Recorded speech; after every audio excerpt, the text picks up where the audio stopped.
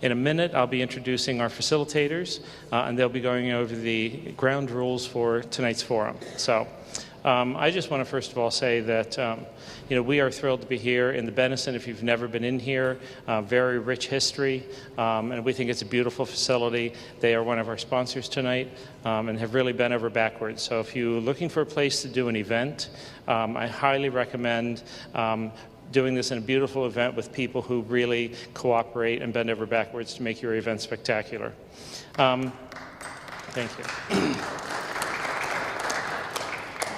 Other sponsors, we have TV Hamilton and the Hamilton Vision Commission, our sponsors tonight, running our TV cameras and sound system.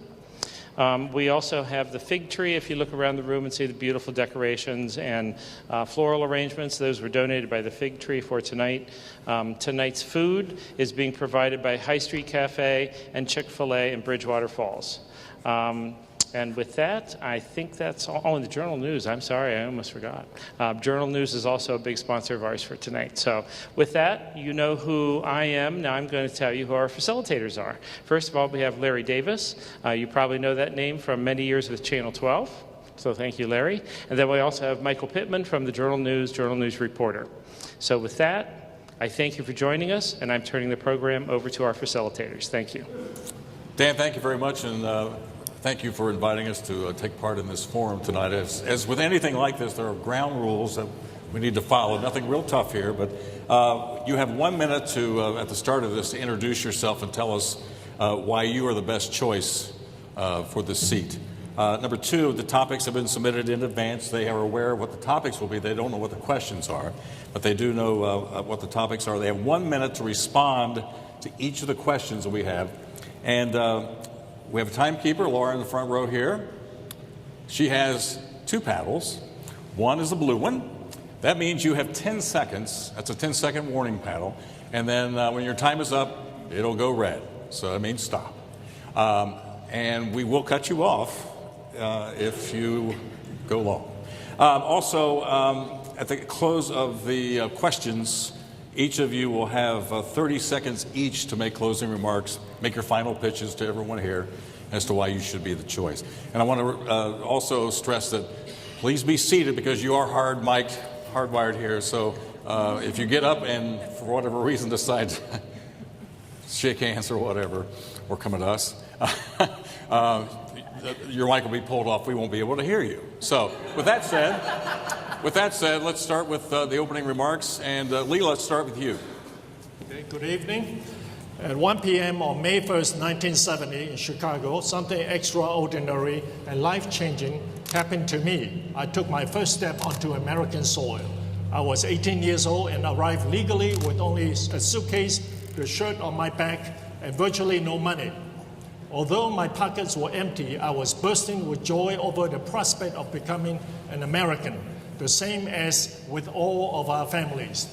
To me, America was and still is the land of opportunity, the hope of the world. I want to be part of the American family. A man's word and hard work will earn it. I retired from the U.S. Army, and for 15 years, I have had the honor to serve Westchester residents as a township trustee. While I may be an Asian by birth, I'm an American by choice. I'm the American dream, living it every day. As senator, I will bring business and opportunity to Butler County. Thank you, Lee. Kathy, you're next. Good evening. I'm Kathy Wynette, and I'm running for the state senate because we've had enough extremism in our government. Many families are being left behind by politicians who seem more concerned with pleasing special interests. We need a senator who will put people over politics and work to protect our freedoms and expand our opportunities. Healthcare costs continue to rise for small businesses and families here in Butler County, and from Ohio's broken school funding model to aged and crumbling infrastructure to a declining population, it's clear we face some serious problems that will require hard work to solve.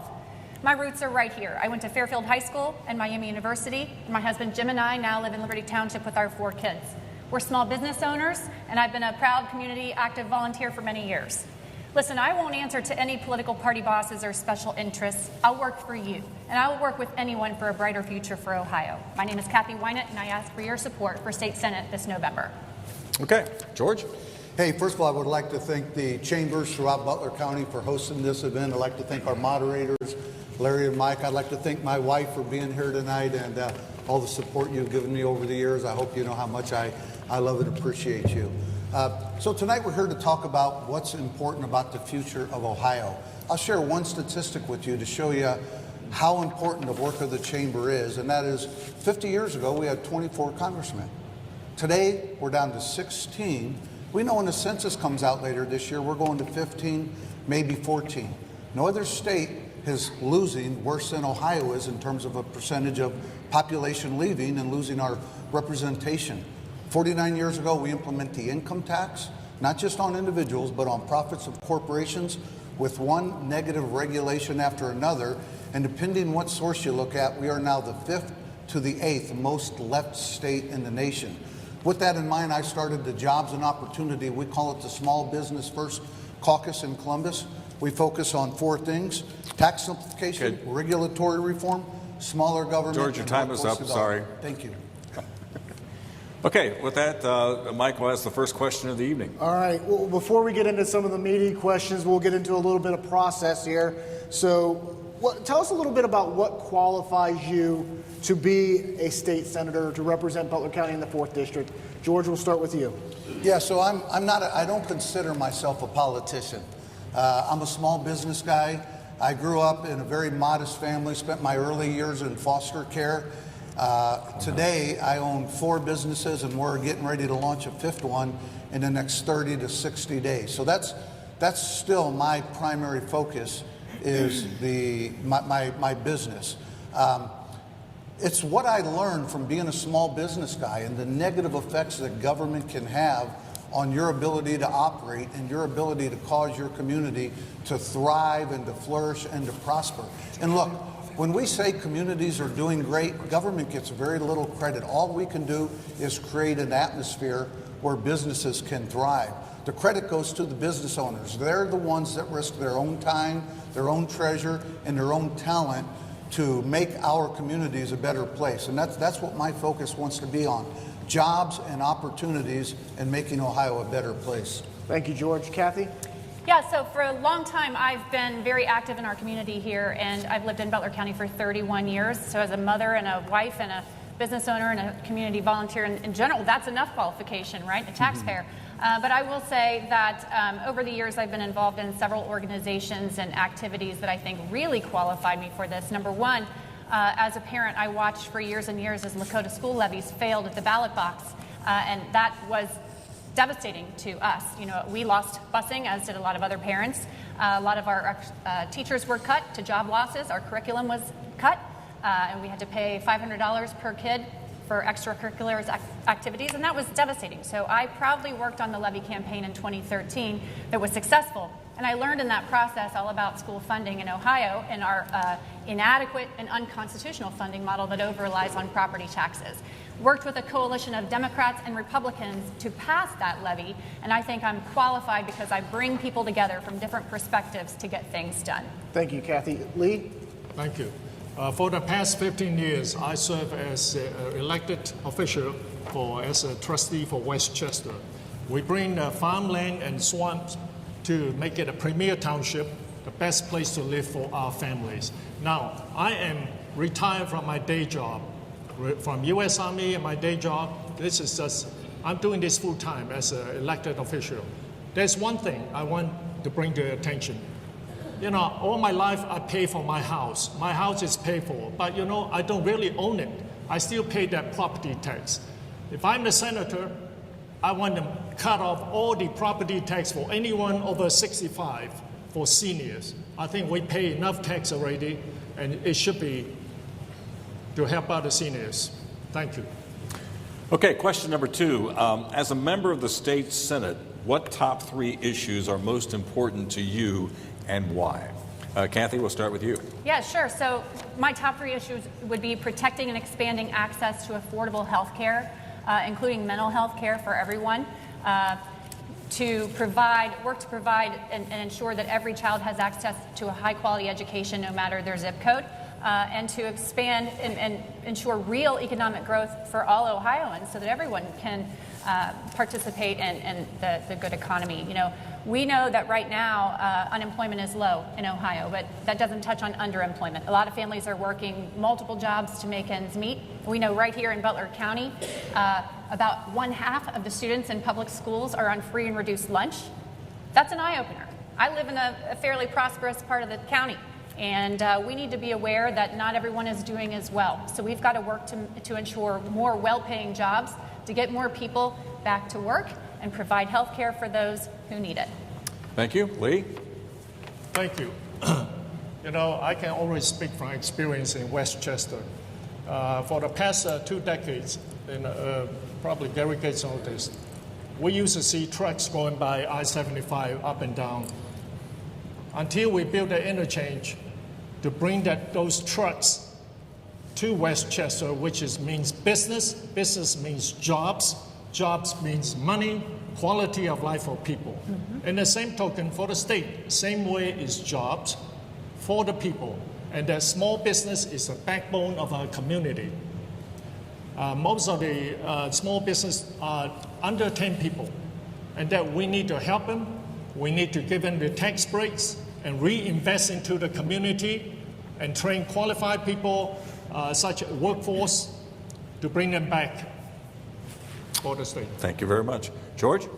My top 3 issues will be 1, workforce development. We have a big issue. As I travel the state, talk with union leaders, talk with businesses, it's the number 1 thing they talk about. I'll use the Honda plant as an example. Honda's American headquarters was in Ohio. When it came time to build a new plant, we didn't have enough people in Ohio, so where did they locate it? Greensburg, Indiana. Halfway between Cincinnati and Indianapolis, so they can attract workforce from all of those communities. We need to focus on workforce development, and there's some very specific structured things we can do to address that. Second thing I want to focus on is tax reform and tax simplifications. Listen to this. Ohio has over 6,000 different taxing jurisdictions. We have more than any other state, more than California, New York, New Jersey, Illinois. We're number 1, and when a business looks where they want to locate, the cost and complexity associated with doing business in that state will help them determine where they're going to go. And lastly, I'd like to fight for the Second Amendment and the rights of the unborn. Okay, thank you, George. Great. A milestone mark for any elected official is the stereotypical 100 days in office. We know as a senator, you'd be one of 33 and 1/2 of one chamber at the State House.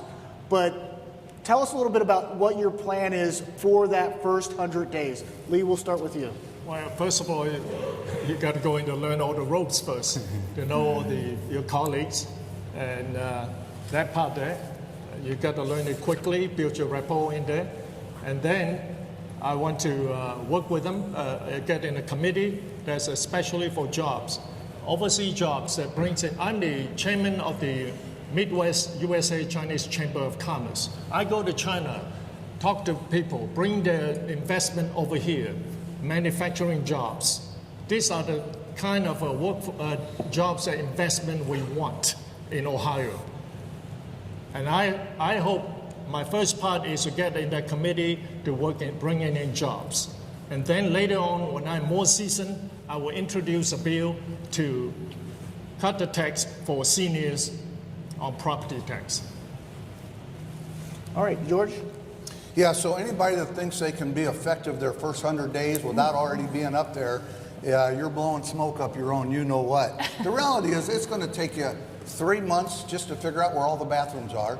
And then you have to build relationships if you want to do something. One of the big things I learned going from a township trustee to the State House, as a township trustee, you only need 2 votes and you've already got 1. In the State House, you have to convince 49 other state reps that what you're doing is right, and then you have to convince at least half the senators and then the governor. And it's a big lift, and it's like that for a reason. But the 2 things I want to focus on, and I'm laying the groundwork now, one is unemployment compensation reform, and the other is workforce development. And we're doing a lot of work on both of those things right now, doing a lot of the heavy lifting, getting it ready to introduce, knowing it's not going to get done this GA. The lift is too big. When I say GA, I mean General Assembly. Come January, we start a new one, and we're going to be ready to rock and roll with those projects. Great, thank you. Okay, regarding political polarization, I think we've heard a lot about that, probably too much over the last several years. What, as a public official, can you do to bring people together despite their political differences, and how will you work to reach across the aisle? George, you're up first. Yeah, so you guys see what's going on in Washington, D.C., all the vitriol, how ugly it is. We don't even shake our opponents' hands. We rip up scripts at the end of speeches. That's not what Columbus is like. Kathy and I, opposite parties. She's my friend.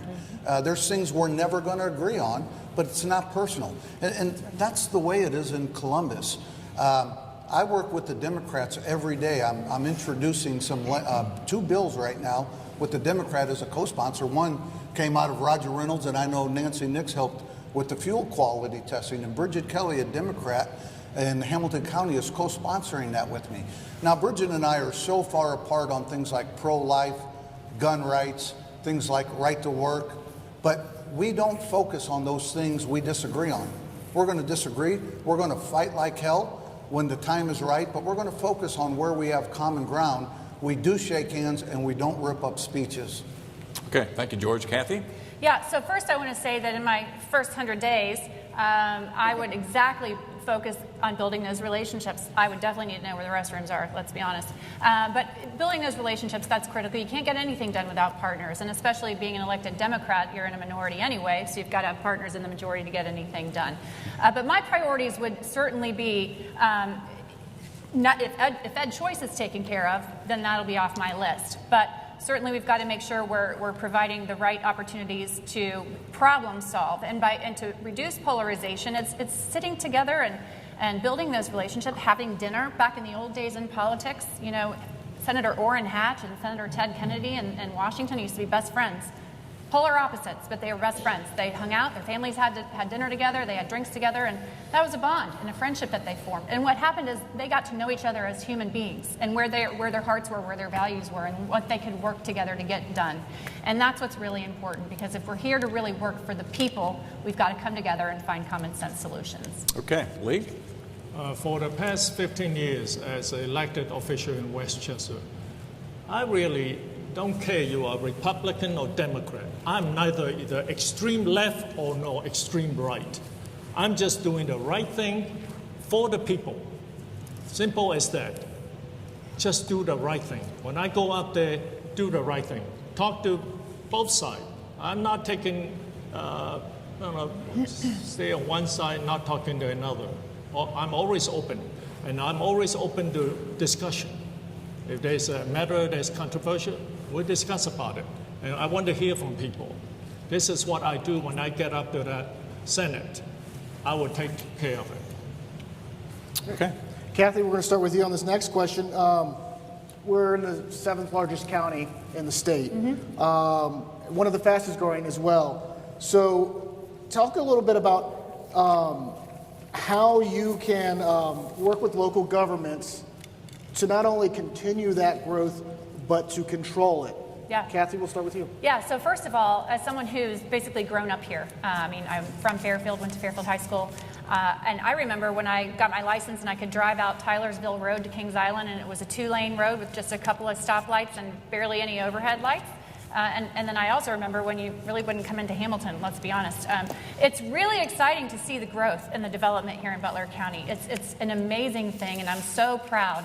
Everywhere I am, and I tell folks that I'm from Butler County, they think we live in a bunch of cornfields. But it's really, really great. So what I would do is, one thing we really need to invest in is transit and infrastructure. And I think transit is a vital part of that infrastructure. We're seeing so much growth around here. And if you're coming from the west side of Hamilton or from Oxford coming through and you're trying to get to 129 or even towards 75 during rush hour, the traffic is insane, and there's only one way out. So we've got to look into some other opportunities there, whether it's a bypass or something like that, and to invest in transit so we can get more people to work and to their health care.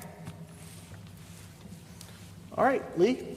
I'm always what you call a shoe leather politician. I'm a face-to-face, person-to-person, doorstep to doorstep. I'm not a clubhouse politician. I get out, meet people. I'm out very involved in my community. My constituents know me and I know them. And I intend to do that to the entire county out there. I'll get out to meet people, talk to them, see what their needs are. I always hand out my phone number, my personal cell number. I think I've never had a problem with that. And we took a survey in our township. It's a national survey that something that people always want is us to fix the potholes. Yes, infrastructure is very important. Keep the road, make sure maintain sufficient money to do that. All right, George? Yeah, so Mike's right. We recently passed Stark County. We were the 8th largest, now we're the 7th. We're about to pass Lucas County. We will shortly, that's where Toledo is, and we will be the 6th largest county in Ohio. We'll have almost 400,000 citizens when the census comes out this year, probably about 390 we're estimating. It's not by accident. There's very few counties in Ohio that are thriving. And in order to put Ohio on a better track, it's to take the Butler County model up to Ohio. Get government smaller, reduce taxes, reduce regulations. Here's one statistic that should startle everybody in this room.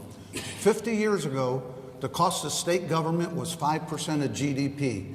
I define GDP as our funding source. Not quite 100% accurate, but it's pretty close, probably about 97% accurate. Today, the cost of state government, 14% of Ohio GDP. So in the last 50 years, state government has grown at 5,330%, while our funding source has grown at 1,800%. Great, George. We're not doing that in Butler County. Thank you very much. Okay, let's move on to jobs and the economy. What workforce development policy initiatives would you pursue to ensure employers have access to the workforce that's needed to compete in today's economy? Kathy? Yeah, so definitely our workforce is aging, and with the retirement of the baby boomers, a lot of them are taking institutional knowledge with them, and at the same time, our economy is changing. We're moving to more automated and requiring new skills. And so I think that business and policymakers and educators and the labor community can all work together to partner and find ways that we can invest in workforce development and even in management development types of opportunities. We can also have some strategic public sector investments as well, and that would be providing some incubator space so that thinking about using vacant big box stores so that small businesses and entrepreneurs can find space to grow their business, investing in transit and connectivity, again, investing in infrastructure and broadband, and investing in walkable green spaces. You know, a lot of attracting talent is important because we need to make sure that people want to live here. It's not just about the tax environment, which is important, but we've got to have a place where good talent wants to actually live and call home and raise their family. Thank you very much. Lee? Workforce have changed in the last few years, I'll say last decades.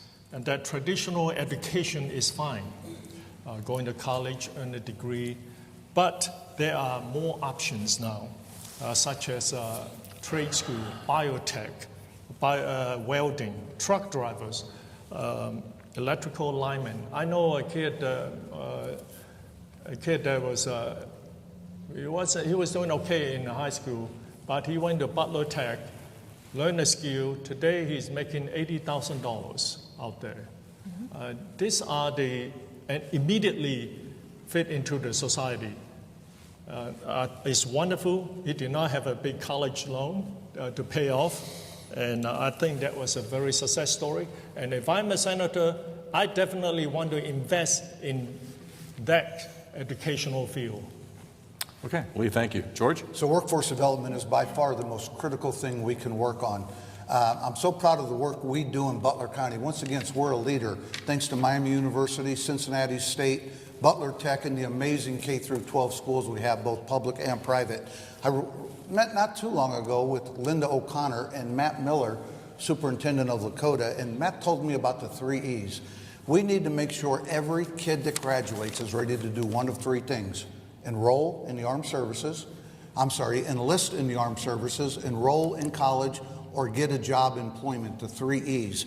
And we need to change our policies at the state to make sure our kids are ready for those 3 E's. Not that they're preparing to take a test, but they're preparing to be successful in life. There's 2 bills I've recently introduced in the State House focused on workforce development. One has to do with occupational licensing. If you want to be a barber and you come to Ohio and you've been a barber for 30 years in another state, you have to start all over. So we want to make it simple for people to come to Ohio and get jobs that they're used to doing. Thank you, George. All right, now I'm going to remind everybody they have a minute because this next question you're probably going to talk a lot about. We'll start with you, Lee. I know we had a little goof where we gave Kathy 2 questions in a row. We tried not to do that, but she can take it. So how would you work with our Butler County schools and the Ohio Department of Education to address the funding in our school districts and concerns specifically addressing recent issues around ed choice? Lee? Well, I'm not a school authority, but I did attend quite a few meetings in Lakota school system, master plan. Right now, a big controversy is about the ed choice. Okay, it's about talking about taking taxpayers' money to fund private schools. There's a lot of pros and cons in it. I'm open to discussion on that. Now, I know a lot of schools been sitting on the board, and a lot of schools are aging and require either building to be teared down or renovation, and renovation costs a lot of money. And like in Lakota school system right now, we look at least 10 schools that may be on the chopping block, that either we got to fund them or either consolidate them. And these are serious issues. All right. Lee, thank you very much. George? Yeah, so ed choice as it exists today is broken. And I believe the money should follow the student. The parents should have the choice where they want to send their kid. But the reality is in Ohio today, the only ones that have ed choice are the wealthy, because they can do whatever they want, and the highly intelligent. Here's why I say that. If you are in a school district that has failed, and the school district is now eligible for ed choice, and there's a private school district in your district with 20 openings, and 200 people are going to go for those 20 openings, they're going to have to test. And they're going to take the 20 best and brightest. So today, ed choice only works for the wealthy and the intelligent. And that was not the intent of it. But we are asking the public schools to compete with handcuffs and shackles. The private schools don't have to take students that can't speak English. They don't have to take the severely handicapped. We put that pressure on the public schools, and then we burden them with the BS school report card system that is broken, and anybody that would take more than a minute to go over what's wrong with that. But there's a lot of things we need to do. But great, thank you very much. My time's up. Time's up. Kathy? Yeah, this is a big issue for me. I probably need 20 minutes, but so let me just say this. Look, accountability is good and standards are good. In theory, ed choice, look, I have no problem with parental choice in educating your child. What I do have a problem with is spending tax dollars, public tax dollars, and sending them to a private institution where there's no standards that are the same, where there is no transparency or accountability as far as what's being done with those tax dollars. They're not held to the same academic standards, which means they're not held to the same ridiculous report cards. And so that's an issue. If the state wants to look at spending taxpayer dollars to go toward a private institution, then that's a different story, but it shouldn't come as a punishment to public schools. Public schools need to be kept whole. Look, the report card, the letter grade system that we're currently looking at doesn't measure what it's intending to measure, and what it ends up telling us is the wealth discrepancies between the districts, and so that's a problem. We've got to fix that, and I know there's a movement to do that, and I hope to participate in some way. Thank you very much. Okay. With rising health care costs a concern, what would you do to help address the challenge of making quality health care much more affordable? George? Yeah, this is a big issue. For most businesses, it's the number 2 cost. For all businesses in the service industry, it is their number 2 cost, healthcare. There's a group in the healthcare organization that's called Pharmacy Benefit Managers. Anybody ever heard of that? Their acronym is PBM. It stands for Perfect Business Model. They inventory nothing, they create nothing, and yet they add about 50% to the cost of pharmacy in Ohio. They're currently an unregulated, runaway entity, and we are working hard to regulate those. And why is that so important? 25 years ago, the cost of pharmacy compared to the total healthcare cost was about 1%. Today, the cost of pharmacy compared to the total healthcare cost is about 30%. And most of it is new drugs that weren't even around 30 years ago. And now these PBMs are coming in my opinion, they're raping the system, and we're all paying the penalty as a result of it. Okay. George, thank you very much. Kathy? Yeah, I would agree with what George said. Certainly, PBMs need to be regulated. They're causing a lot of problems with inflation of costs and that.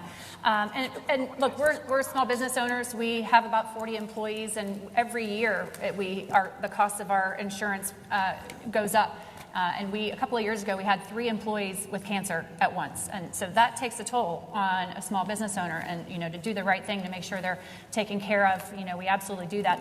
But small businesses can't really pull their resources together. There's no purchasing power. And so that's one of the first things that I would do is to advocate to change the law so that small businesses could collaborate and pool their resources and have bargaining power to negotiate lower prices. And then we should also be open-minded to the discussion at the national level as to what kind of options might be available for healthcare, whether it's buying into Medicare or something like that can take some of the burden off of business owners. Thank you. Lee? Affordable health care should be a right to everyone. It's entitled to it. I look at my township deductibles normally.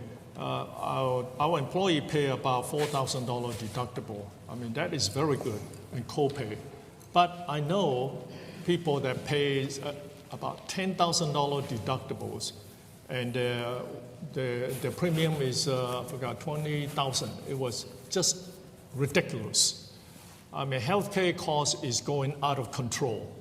And if I'm a senator, I want to work with our colleagues to get it manageable, at least to that level, to help the workers in our county. Okay. All right, great. Now we're going to go a little bit of a lighter question, a little bit more process again here about the job. So if you're elected to the state senate, and we're going to start with Kathy this time, what committees would you work on? I know some of you touched on it a little bit, but get into a little bit about the why you would want certain committees. Kathy? Yeah, well, I definitely would want to work on the education committee. I mean, I think it's pretty clear if you've listened to anything I've said tonight, that education is a passion of mine. So I think we've got to work to reform the way we fund public schools, because we over-rely on property taxes, which inherently sets up inequitable funding between wealthy districts. I think about, we've got Lakota, and then 10 miles away we've got New Miami, and they're funded the same way, right? And one district is 100% free and reduced lunch, and then Lakota's fairly wealthy, right? There's nothing okay about that. Yeah. We've got to look at what we're doing. We're over-relying on property taxes, which hurts a lot of folks, right? And it's, that combined with the fact that the state has taken away a lot of local government funds, has really left municipalities with fewer options other than to charge to get the same services. We have to use local property taxes. So we've got to look at reforming the way we fund schools so that we can provide districts budgeting tools into the future, so they're not worrying about relying on levies. That's number one. I wanted in a committee that's to do with business. I'm the chairman of the LSA, Midwest Chinese Chamber of Commerce. That we go to China, they want to invest over here. I want to help them how to get in here, simplify the rules, just like any other business here. Today, someone wants to start a business here. There are about 35 steps to go through. It was a hassle. I think government should make it simple, should get out of the way, let them do it. We set a guideline for them and quit interfering and make it easier for them. And also give them the tax break that's necessary to help them, and also reinvest into the community for job training. All right. George? Yeah, the 3 committees I would want to focus on are insurance and financial institutions, economic and workforce development, and criminal justice. I'm currently chairman of the Criminal Justice Committee in the House, and when the Speaker called me and told me he wanted to be chairman of this committee, I said, I want to be chairman of one of the business committees. I said, A, that's where my passion is, and I said, B, based on my battle I had with the federal government, I'm prejudiced versus prosecution. And I think that's why maybe he picked me. I don't know. But what I've learned by being on this committee is fascinating. America has more people incarcerated than any other country. We lead the world in percentage of people incarcerated. You really think we're worse than the Europeans or the Chinese? I don't. And Ohio is number 3 in America for percentage of citizens incarcerated. We have 50,000 Ohioans locked up. Now, don't get me wrong, we need to lock up our violent offenders, but I think we need to stop locking up people that we're pissed off at and only lock up those people that really scare us. So to me, it's a workforce development. If we can take 20,000 and put them to work, we'll have a huge impact on our budget. Thanks, George. Okay, next question. I'm interested to hear some of the answers to this one. Can you think of a specific time where you have very strong opinion about one issue, but after listening to colleagues who had a different opinion, you changed your mind? I think this one goes to Lee. Who's first? Lee. Give me that question again. Can you think of a time where you felt very strongly about an issue, and then after listening to colleagues, you changed your mind about that particular issue? Okay, I'm trying to relate to something done in a township. Well, I always thought about the bike path. There was certain, I'm an advocate for that. I thought that there's a good quality of life for people. Amenities is also an infrastructure. And then I even allotted money for it. Then I found out certain part of the community do not want any bike path, actually. So I think George was on the board too at the time, that we have to, that really changed me. That is what people want. If they don't want it, okay, fine. Okay, George? Yeah, so if you're married to Debbie Lang, you're often going to figure out you're going to be on the opposite side of the thing. You're going to listen to her, and you're always going to do what she wants to do. But to me, a good example is Ed Choice.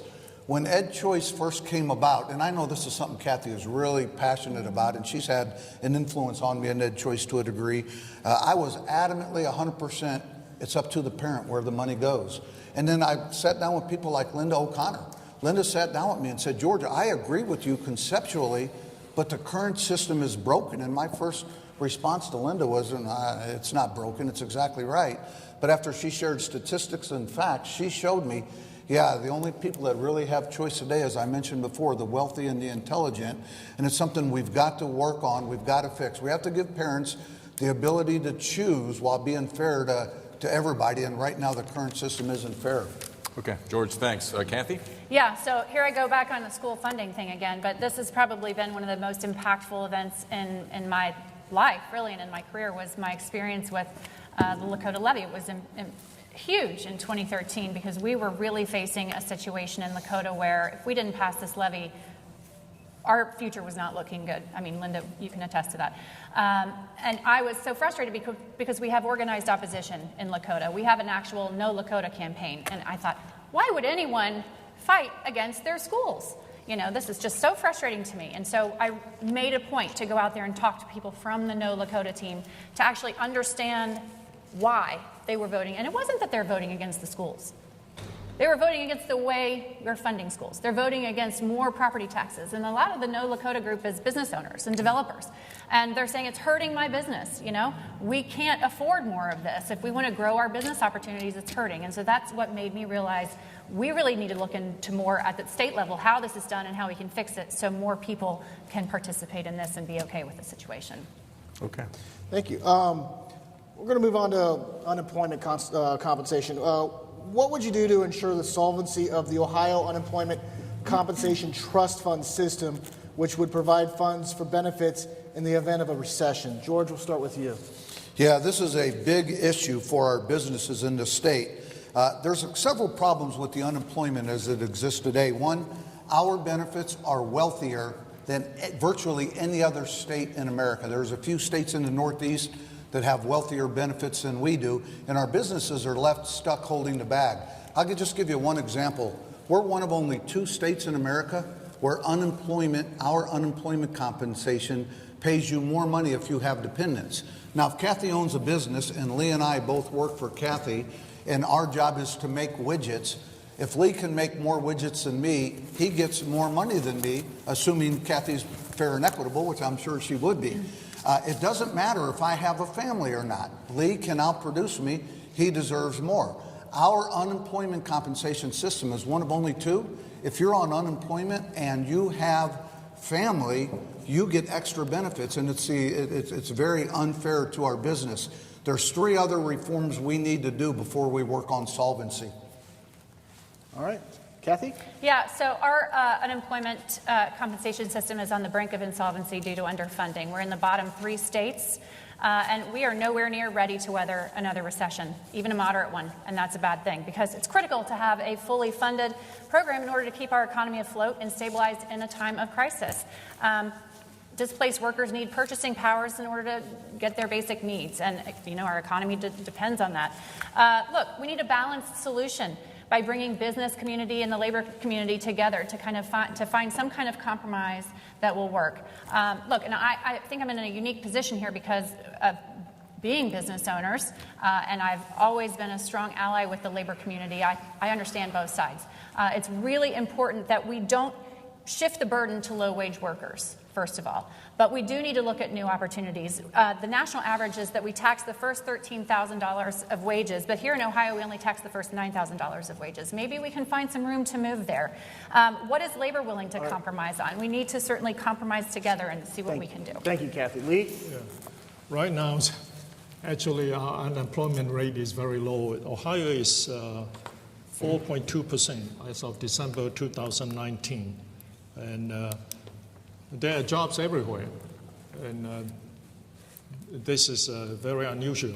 According to the Department of Jobs and Family Services, the unemployment rate is $424 per week, and they can receive up to 20 to 26 weeks of the unemployment. And again, I want to emphasize jobs is very important, and that as a state senator, I want to concentrate on that area to bring in jobs to retain all the workers here instead of going other states that we lose our congressional seats or the influence in Washington. Okay, we have 2 more questions, so we're rounding third and heading for home here. So what do you believe that the impact of the BID, the Business Investment Income Deduction, has been on the state's economy, and what do you think about recent efforts to limit it? Kathy? Well, that's a good question, and it's funny that you asked me because I am the Democrat in the room, and probably really the Democrat in the room. But I will say a lot of folks on my side of the aisle, they call that the LLC loophole, and they want to close that. I don't see that is the way to go. I don't agree with that at all. I think that small businesses oftentimes get the short end of the stick when it comes to taxation because larger corporations, they pay their CAT tax, but the business owners don't have to continue to pay their income tax. So the BID was introduced to sort of prevent that double taxation, and that's important. I think we need to keep that. We now have at least half of our business revenue comes from small businesses that are pass-through entities, and that's really important, and we need to keep driving that because, as Lee said earlier, small businesses are the backbone of our economy. Okay, thanks. Lee? Yes. Again, I look at the stats here that small business Department of Commerce definition is any companies that hires less than 500 people or less. That's considered a small business. But 85% of the job growth are small business, and they are ranging from 10 and under. And so as a senator, I will really concentrate on this area. Small business, they are the ones that need the help to help them rise up, and I rise the whole economy, a small business. And I will do anything I can to give them tax breaks, and then reinvest those money into community to train those people that's under addiction, put them back in the job market, or those coming out from our criminal justice system, to help them back into the workforce. Okay. Thanks, Lee. George? Yeah, the bid is the most important thing we've done to help small business in the last 10 years. I can show you our GDP from 10 years ago on a relative decline. 4 years ago, we put the GDP in and it started leveling out, and now it's starting to grow. Now, part of that is the impact of the Trump policies on the state, but that small business income deduction, we've had a record number of new businesses form in Ohio, including 1 month last year alone, we had almost 14,000 new businesses. Before we put the bid in, we didn't average 14,000 new businesses in a year. And these are not the Procter & Gamble's. It's your local farmer. It's your mom and pop shop. It's the small guy. It's the little guy. And for those of you that don't know exactly what the bid is, Kathy's right. It eliminates the double taxation. But it says a small business gets their first $250,000 of income free. After that, it's taxed at 3%, which leaves them money to reinvest back in their business, to hire people, to promote it, to grow it. Thank you, George.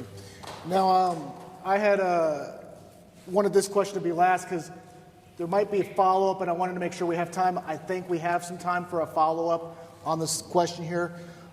We've seen many successful state and local collaborative projects in the recent years, like Work Plus. Senator Coley's championed that with Miami and the state, and here in Hamilton on over at 3rd and Dayton. We've also had the Butler County Regional Highway, which was a collaborative project. Liberty Way was a collaborative project. And we have the anticipated success with Spooky Nook. Can you talk a little bit about how you can build on existing relationships and forge new ones to help with new projects? I think we go with Lee on this. Okay, as from township experience-wise, I'm always for regional cooperation, such as our infrastructure, that we work with Butler County engineers, and they build all these roundabouts, improve our roads, systems, infrastructures, and it saves us a lot of money. And that part is definitely a positive, and cooperation with all the regional governments. And I'm definitely for that. All right. George? Yeah, so there's very few things I want government to do, and very few things I want them to do with excellence. One of them is our infrastructure. Our infrastructure in Ohio is not in good shape. And just here's two statistics. We're number 4 in America in terms of highway miles in Ohio, and number 2 in terms of bridges. If we think we can attract business, build the kind of state the three of us want to build with crappy infrastructure, we're kidding ourselves. So I was really proud to support the gas tax. Now look, I don't like to support any tax, but this is our core competency of government. And when the gas tax first came out, it was about twice what we approved. I didn't support that. I wasn't only a no on it, I was a hell no on it.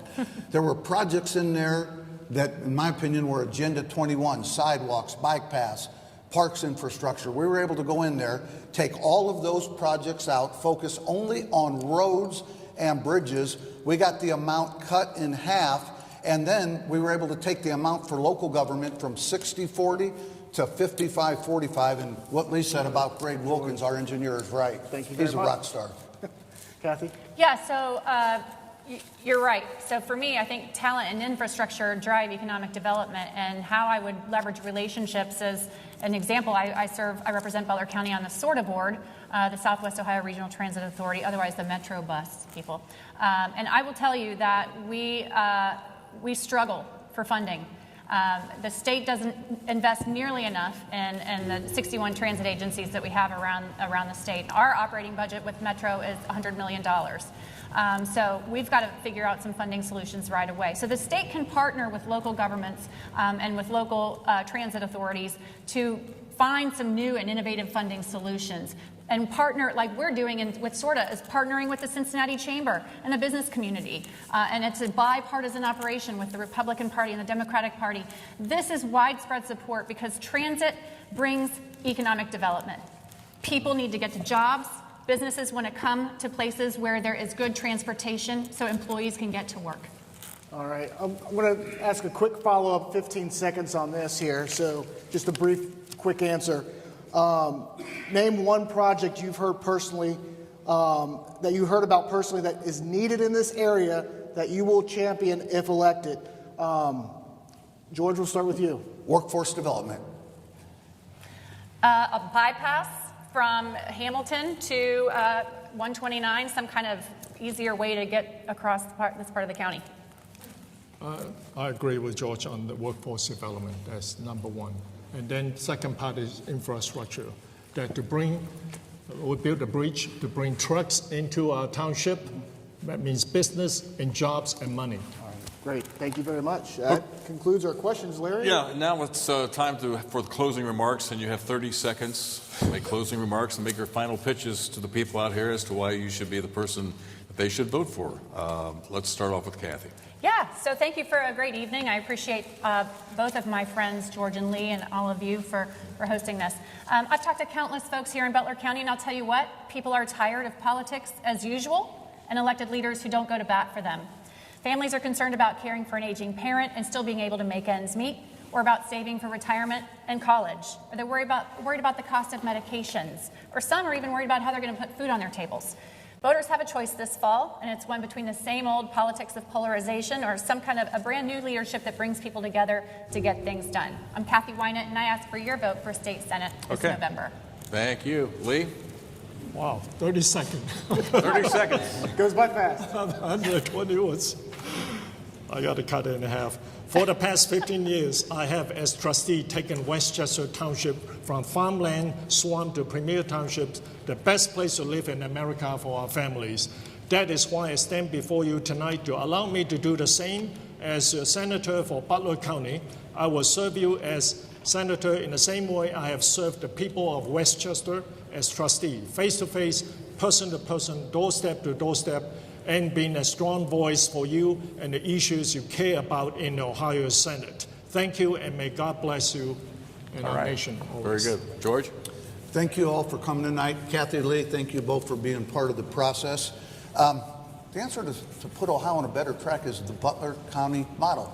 Linda O'Connor, Beck Guido are here, from local schools. They understand workforce development. I saw Bruce Jones, Mike Ryan, Nancy Nix, local elected officials. We have a renaissance going on right here in Hamilton. It's really throughout the entire county. The answer is simple. We know the model. We just have to convince the state of Ohio that we're right. If you agree like me that we're overtaxed, overburdened, overgoverned, and overregulated, I ask for your support. Okay, George. Thank you very much.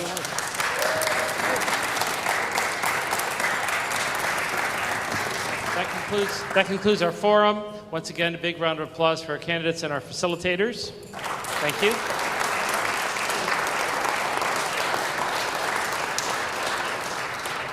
We have refreshments for you. The bar is now open. You should have received 2 drink tickets when you came in.